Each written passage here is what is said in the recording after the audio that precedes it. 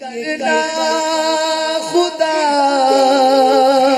سے سفارش گناہگار کی کر دے بخشش سے عطار کی التجا ہے ہائے تڑپا کے رواں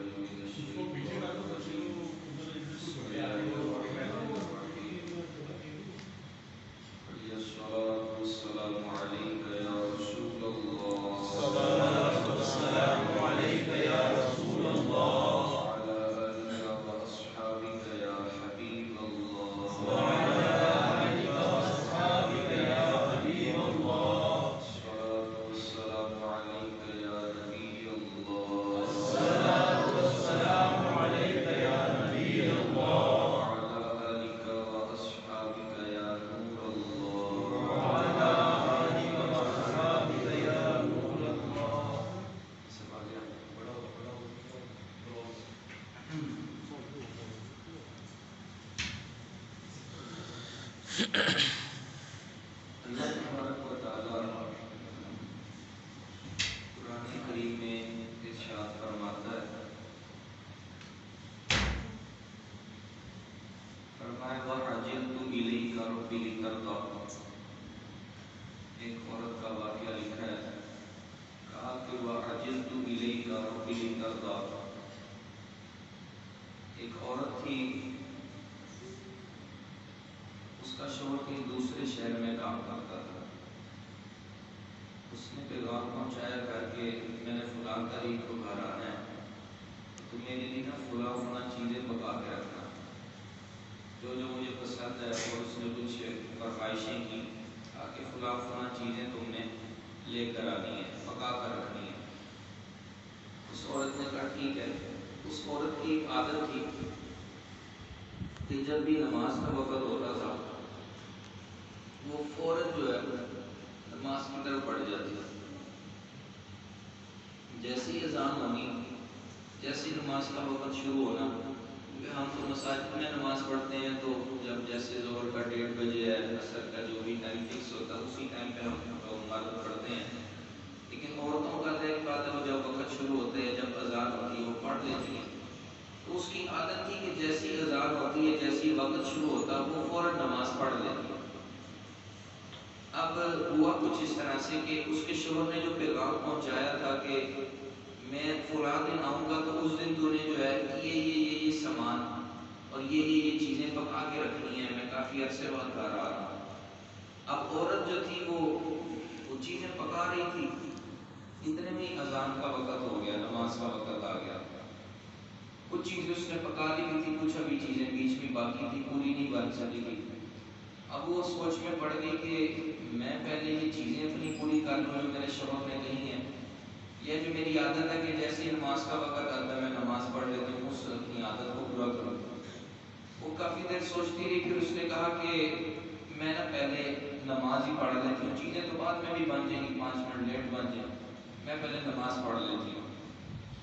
اب اس نے وہ کام تھوڑا جو رہتا تھا وہ چھوڑا اور نماز کی طرف آ گئی، وضو کیا اور نماز پڑھنے لگ گئی۔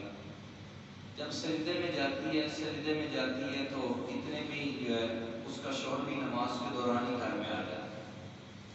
اب گھر میں آ کے شوہر جو ہے وہ شور ڈالنے لگ جاتا ہے، جب دیکھتا ہے کہ چیزیں جو ہے نا بکھری نہیں ہے، صحیح طرح بنا نہیں ہے سارا کچھ، تو شور کرتا کہتا ہے کہ میں نے تجھے کتنے دن پہلے پیغام پہ پہنچا دیا تھا کہ میں نے فلاں تاریخ کو آنا، چیزیں تیار رکھنا، اور تو نے جو ہے نا کہ چیزیں تیار نہیں تو نے نماز شروع کر دی ہے اور تو نماز پڑھنے لگی ہوئی ہے۔ اس کی عادت تھی کہ وہ جیسے وقت شروع نماز پڑھے۔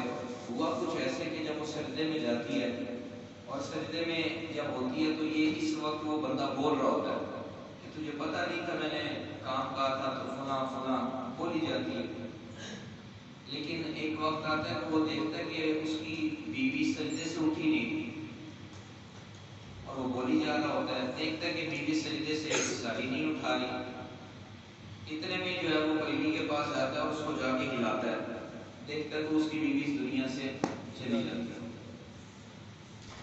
یہاں سے ہمارے پاس اس واقعے سے کافی کچھ سیکھنے کو ملا کہ اگر وہ عورت اپنے کام کاج میں لگی ہوتی اور نماز جیسے اس کی عادت تھی پڑھنے کی وہ نہ پڑھتی تو اس کو موت کس حالت میں آتی؟ کام کرتے ہوئے موت آتی، وہ ہنڈیاں پکا رہی ہوتی ہے، کچھ بھی کر رہی ہوتی، لیکن اس نے جو اپنی عادت بنائی کہ جناب جیسی نماز کا وقت شروع نماز پڑھی، اس حالت میں آپ اس کو کس حالت میں اپنا وفات ہے اس کی سجدے کی حالت، نماز کی حالت۔ اگر وہ تاخیر کرتی تو کسی طرح کا اور معاملہ ہوتا، اس نے جلدی کی تو اس کو کیا خوش نصیبی، اس کی کیا خوش قسمتی نکلی کہ جب اس کو موت آئی تو وہ سجدے کی حالت میں۔ اللہ تعالیٰ فرماتا ہے وَعَجِلْتُ إِلَيْكَ رَبِّ لِتَرْضَىٰ، اور میری طرف آنے کی طرف جلدی کرو، میں نے جلدی کی تاکہ میرا رب میرے سے راضی ہو جائے، اپنے رب کی طرف آنے میں جلدی کی تاکہ میرا رب، تاکہ تو میرے سے راضی ہو جائے۔ میں نے کہا کتنی حیرانی والی بات ہے کہ انسان کو اپنی موت کا پتہ نہیں ہے کہ کب اس کو اس دنیا سے جانا پڑ جائے، کب اس کو جو ہے نا موت کا ایک فرشتہ آ جائے، رب کا حکم آ جائے اور اس کی جان بدن سے نکال لی جائے۔ اور اس کو اس دنیا کو چھوڑ کے جانا پڑے، لیکن پھر بھی انسان دنیا کی رنگینیوں میں اتنا بدمست ہوا ہے، اتنا جو ہے نا وہ اپنے آپ کو مگن کیا ہے کہ اللہ اس کے رسول کی یاد کی طرف بندے کا دل لگتا ہی نہیں۔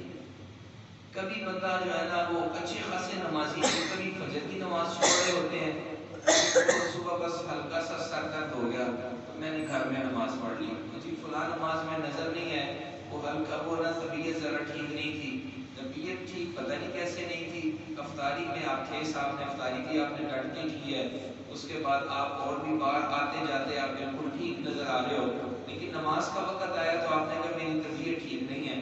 اللہ نہ کرے، اللہ نہ کرے کسی کو موت پر حق ہے، جو بھی دنیا میں ہے، حتیٰ کہ نبی بھی جو دنیا میں ہے وہ چلے گئے، پردہ فرما گئے، ہمارا عقیدہ ہے، لیکن جو آیا اس نے جانا ہے۔ میں نے کہا اللہ نہ کرے کہ فجر کی نماز کا وقت اور آپ کہیں کہ میں ذرا تھوڑا سا آرام کر لوں اور اٹھ کے پڑھ لوں گا، اللہ نہ کرے سوتے سوتے آپ کو موت آ گئی تو کیا جواب دیں گے کہ میں آرام کر رہا تھا۔ علامہ غلام رسول سعیدی صاحب کراچی والے، آپ بڑی تفاسیر لکھی، آپ نے مسلم شریف کی شرح لکھی، قرآن پاک کی تفسیر لکھی، بڑا علم تھا آپ کے پاس، آپ نے اپنی ساری زندگی شادی بھی نہیں کی، وہ ان کی علیحدہ ایک سوچ تھی، لیکن آپ فرمایا کرتے تھے کہ زمین کے اوپر کام زمین کے نیچے آرام، زمین کے اوپر کام زمین کے نیچے آرام، ہر وقت کام کرتے تھے، دین کا کام لکھتے رہتے تھے، اتنی کتابیں لکھی اور آج لوگ ان سے بہت مستفید ہو رہے ہیں، بہت فائدہ اٹھا رہے ہیں۔ بڑا انہوں نے علمی شاہکار لکھا، تبیان القرآن کی تفسیر بڑی زبردست نقطے اس کے اندر لکھے ہوئے۔ تو حیرانگی والی بات ہے کہ بندے کو پتہ بھی ہے کہ کبھی بھی میرا اس دنیا سے جانے کا وقت آ سکتا ہے، تو پھر بھی نماز پڑھنے میں اور جو ہے نا نیکی کرنے میں جلدی نہیں کرتے، کوئی بھی نیکی کرنے میں ہم جو ہے وہ فوراً تیزی نہیں اختیار کرتے کہ کبھی بھی کچھ ہمارے ساتھ معاملہ ہو جاتا ہے، ہو سکتا ہے۔ ہم بائک پہ جا رہے ہیں، طرح طرح کے جو ہے نا واقعات آتے ہیں کہ جناب وہ بندہ جی آرام نال ہی جا رہا سی، کوئی گڈی والے نے آ کے زور دی ماری تے کہانی ہو گئی بات، سنتے بھی نہیں واقعہ جناب۔ یا کوئی ہفتے کی رات کو ہے نا سروس ہاسپٹل، آپ کی آنکھیں دیکھ کے ہفتے وقے رہ جائیں گے کہ آپ کسی کی ٹانگ ٹوٹی ہے، کسی کا بازو ٹوٹا ہے، تو کسی کا سر پھٹا ہوا ہے، تو کسی کے ساتھ کچھ تو کچھ۔ اللہ تعالیٰ فرماتا ہے وَعَجِلْتُ إِلَيْكَ رَبِّ لِتَرْضَىٰ، میرے بندے نے میری طرف آنے میں جلدی کی تاکہ میرا رب، یہ کہتے ہوئے کہ میرا رب میرے سے راضی ہو جائے۔ اب ہمیں دیکھنا چاہیے کہ ہم جو ہے اپنے رب کی طرف آنے میں جلدی کر رہے ہیں یا نہیں کر رہے ہیں۔ ہم نے بھی تو ایک دن اس دنیا کو چھوڑ کے جانا ہے نا، ہم کوئی آگے حیات تھوڑی نہیں ہیں بھائی، ہم نے بھی ایک دن اس دنیا کو چھوڑ کے جانا ہے۔ تو کیا ہماری ابھی تک یہ عادت بن گئی ہے کہ ہم پانچوں نمازیں کم از کم مسجد میں پڑھنے والے بن گئے ہیں، یا جس وقت نماز نہیں پڑھتے تو دل کو چین نہیں آتا، دل کو سکون نہ ملتا ہو کہ یار میں نے نماز ہی نہیں پڑھی مسجد میں گھر میں نماز پڑھ لی، صبح فجر کی نماز نکل گئی تو آنکھ کھلی تو اچانک یاد آئے یار آج تو نماز رہ گئی یار، بے چینی ہوگی۔ ایک بزرگ کا واقعہ پڑھا تھا، نام میرے ذہن سے نکل گیا، آپ کی نا ایک نماز قضا ہو گئی تو آپ بہت رونا شروع ہو گئے، بہت رونا شروع ہو گئے، اور آپ کا ایک موقع ہے بیٹا فوت ہو گیا آپ کا، تو لوگ ان کے پاس تعزیت کرنے ہیں کہ جی بڑا افسوس ہوا آپ کا بیٹا اس دنیا سے چلا گیا، بڑا افسوس ہوا۔ آپ فرمانے لگے کہ یار میری نماز ایک دن قضا ہوئی تھی، اس دن تو کسی نے افسوس نہیں کیا تھا میرے سے آ کے، ایسا خوف خدا تھا، کہتے ہیں میری نماز قضا ہوئی، میرے سے کسی نے آ کے تعزیت نہیں کی، بیٹا فوت ہو گیا، وہ تو فوت ہونا ہی ہونا تھا، جو آیا اس نے جانا ہی جانا ہے، اس کے اوپر تو کوئی دوسری چیز ہے نہیں، کوئی یہ نہیں کہہ سکتا کہ یہ جا رہا ہے تو میں اس کو روک نہیں سکتا، رب کا حکم ہے۔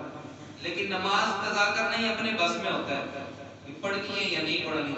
تو کہا کہ میری نماز قضا ہوئی تھی تو میرے سے کسی نے تعزیت نہیں کی۔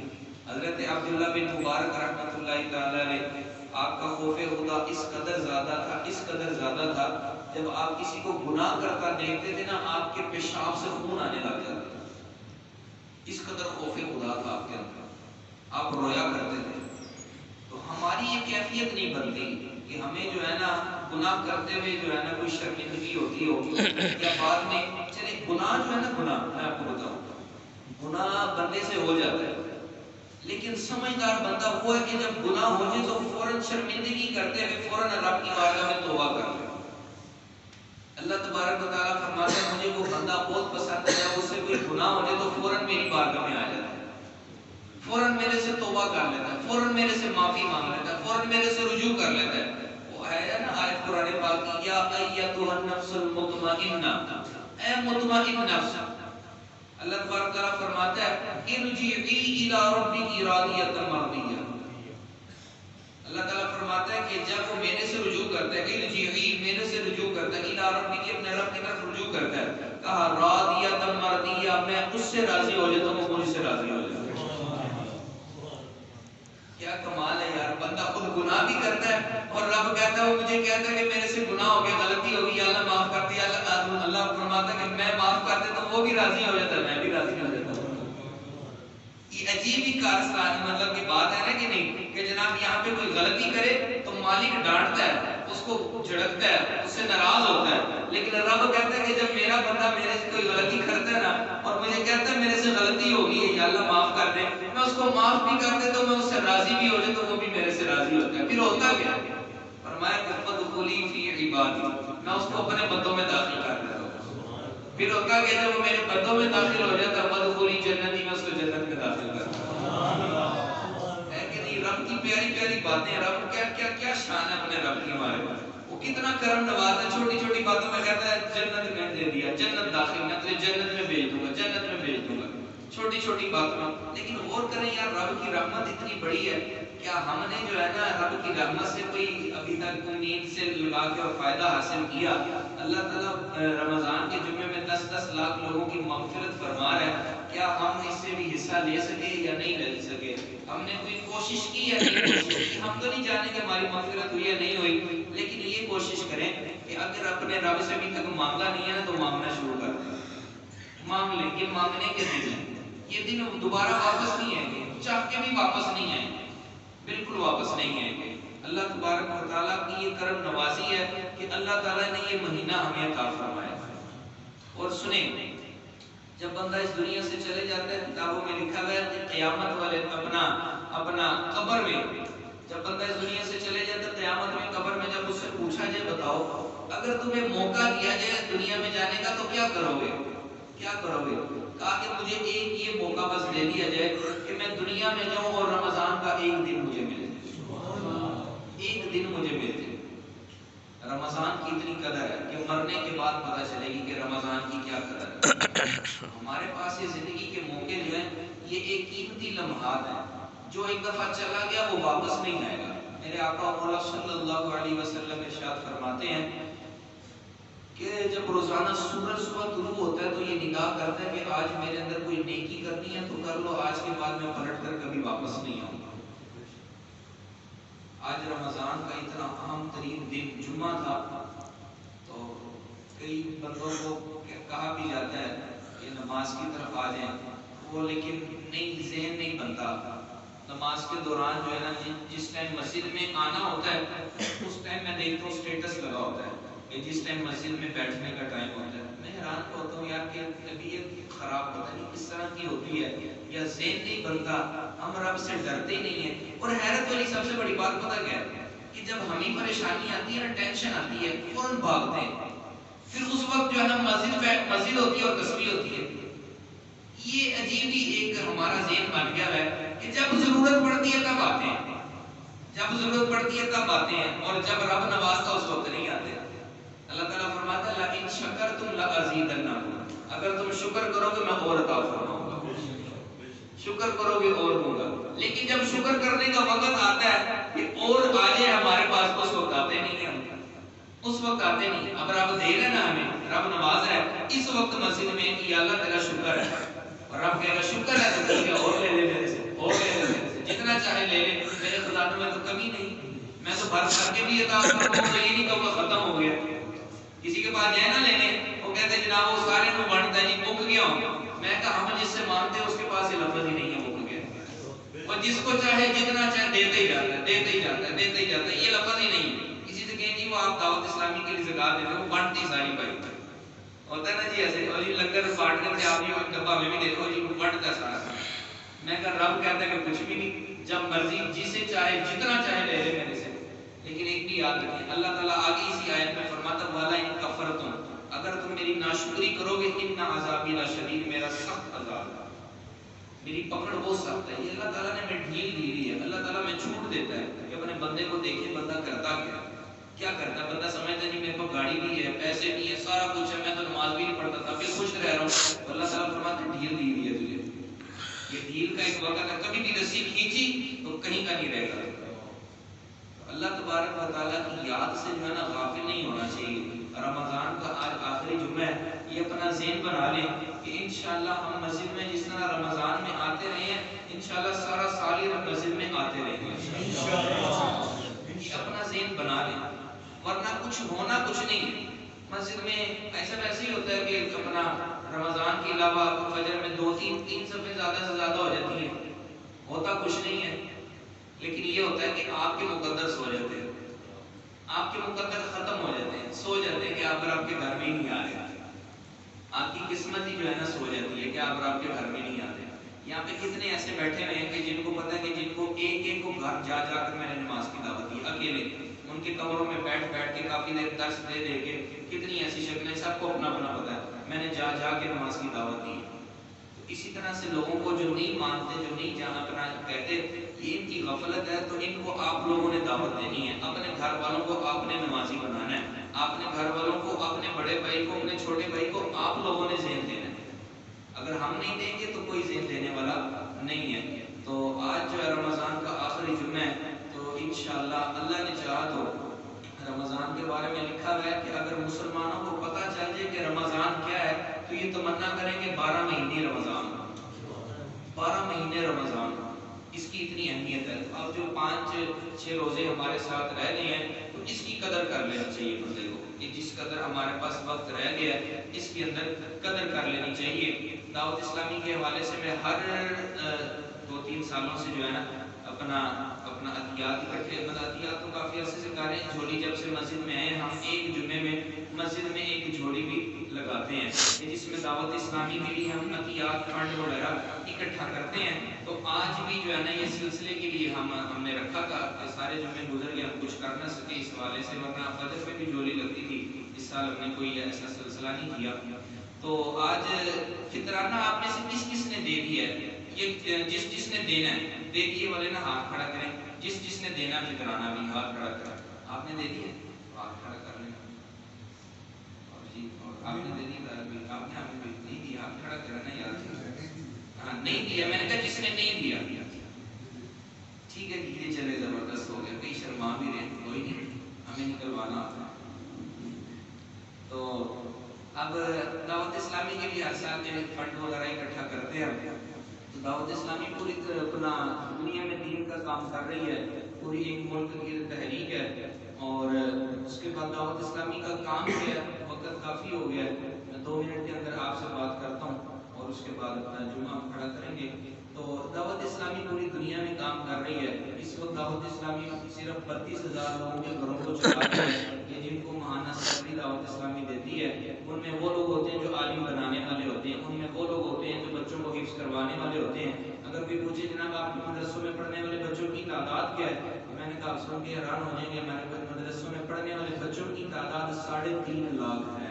ہاں جی جناب کتنی مائل سے 3.5 لاکھ، بہت ہی ڈر لگ رہا ہے.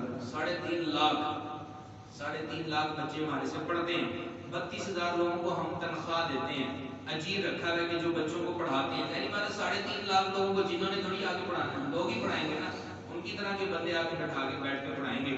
اس کے بعد مدارس کے اخراجات ہوتے ہیں، بجلی کے بل آپ کے سامنے کیسے ہواؤں سے باتیں کرتے ہیں. الحمدللہ ہمارے کئی ایسے مدارس ہیں جہاں پہ بچوں کو ہم نے اے سی بھی فراہم کیا ہے. یہ ہمارا نیچے شداب کالونی میں ہم نے جو اسی سال مدرسہ بنایا تھا، الحمدللہ ادھر بھی اب اے سی کا اہتمام کر دیا گیا تاکہ آنے والی گرمیوں میں بچے قرآن پڑھیں تو ان کے پسینے ساتھ ساتھ قرآن پہ نہ گر رہے ہوں، بلکہ وہ سکون سے اچھے ماحول کے اندر قرآن پڑھ سکیں. اور الحمدللہ ہمارے ادارے خوبصورت بنے ہوتے ہیں، اچھے انداز سے ان کو بنایا جاتا ہے. تو یہ آپ لوگوں کے تعاون سے ہی ہوتا ہے. دعوت اسلامی کا ایک دن کا خرچہ 3.5 کروڑ روپے ہے، 3.5 کروڑ روپے ہے. اور 3.5 کروڑ روپے آپ لوگوں کے تعاون سے چلتا ہے. آپ لوگ فطرانہ دیتے ہیں، آپ لوگ زکاتیں دیتے ہیں، آپ لوگ عطیات دیتے ہیں، اور تو آپ کے یہ سارا کچھ تعاون سے ہی چلتا ہے. اور آپ لوگ تعاون کرتے ہیں تو یہ نظام چل رہا ہے. ہمیں باہر وغیرہ سے ایڈ نہیں آتی، بلکہ پاکستان سے لوگوں کو ہمیں بڑے بڑے بزنس مین کو لے کے جانا پڑتا ہے کہ باہر جا کے. ابھی ہم نے فرانس کے ملک میں چرچ کو خرید کے مسجد میں تبدیل کی ہے، ترکی میں ہم نے مسجد بنائی ہے، اور اس کے بعد بڑے بڑے آسٹریلیا کے اندر ہمارے ایک شہر میں 17 مرکز ہے. آپ سمجھ سکتے ہیں مرکز، میں یہ نہیں کہوں گا کہ بھائی کنالوں کے ہوں گے، آپ کو پتہ باہر کیسی جگہ ملتی ہے، چھوٹی چھوٹی ہیں، لیکن الحمدللہ وہاں پہ مساجد بھی غیر مسلموں کے ملکوں میں بھی یہ دین کا کام کیا ہے اور کر رہے ہیں. اس کے لیے کوشش جاری و ساری ہے. یہ آپ سب کے تعاون سے اب یہ جھولی لگے گی. اس جھولی کے اندر جو ہے نا آپ فطرانہ ڈال سکتے ہیں، ٹھیک ہے، اور جس نے جو ہے نا نفلی دینا ہو، نفلی دینا سب نے، میں بھی انشاءاللہ اپنی جیب سے بھی ڈالوں گا، ٹھیک ہے. تو دینا سب نے ہے، جس سے ہو سکے 1000 دے دے، جس سے ہو سکے 2000 دے دے.